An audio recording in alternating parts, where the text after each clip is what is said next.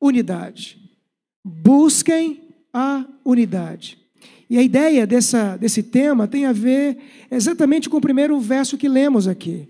Rogo-vos, irmãos, pelo nome do nosso Senhor Jesus Cristo, que falei todos a mesma coisa, que não haja entre vós divisões, antes sejais inteiramente unidos na mesma disposição mental e no mesmo parecer.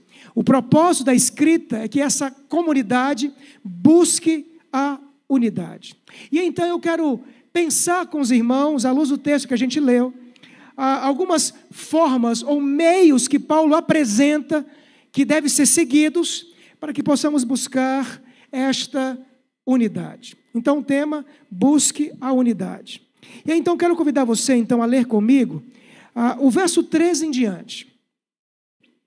E depois então eu vou trazer algumas ideias. Paulo diz assim: acaso Cristo está dividido? Foi Paulo crucificado em favor de vós? Ou fostes, porventura, batizados em um nome de Paulo? Dou graças a Deus, porque nenhum de vós batizei, exceto Crispo e Caio, para que ninguém diga que fostes batizado em meu nome.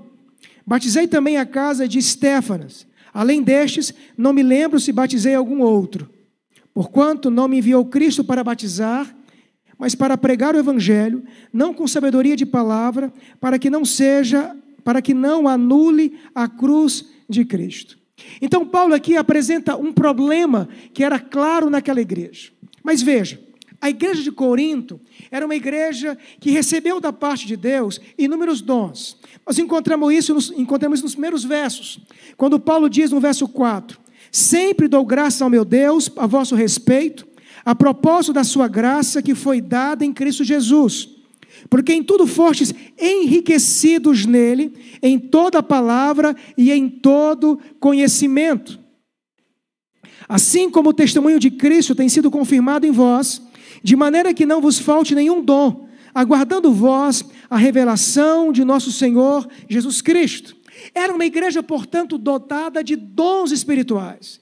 Encontraremos isso lá na frente, quando Paulo vai tratar sérios problemas também relacionados a isso. Havia imaturidade também em relação a isso.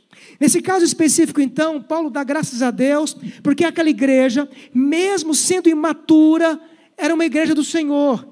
Era uma igreja que foi alcançada e confirmada pelo Evangelho. Paulo diz que eles esperavam a manifestação de Cristo Jesus.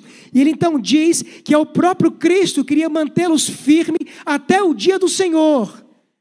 Daí nós podemos chegar à conclusão que a imaturidade não significa necessariamente que o indivíduo não teve uma experiência de conversão.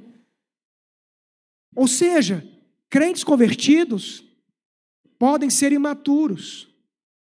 Crentes convertidos podem estar ainda aquém daquilo que Deus espera deles.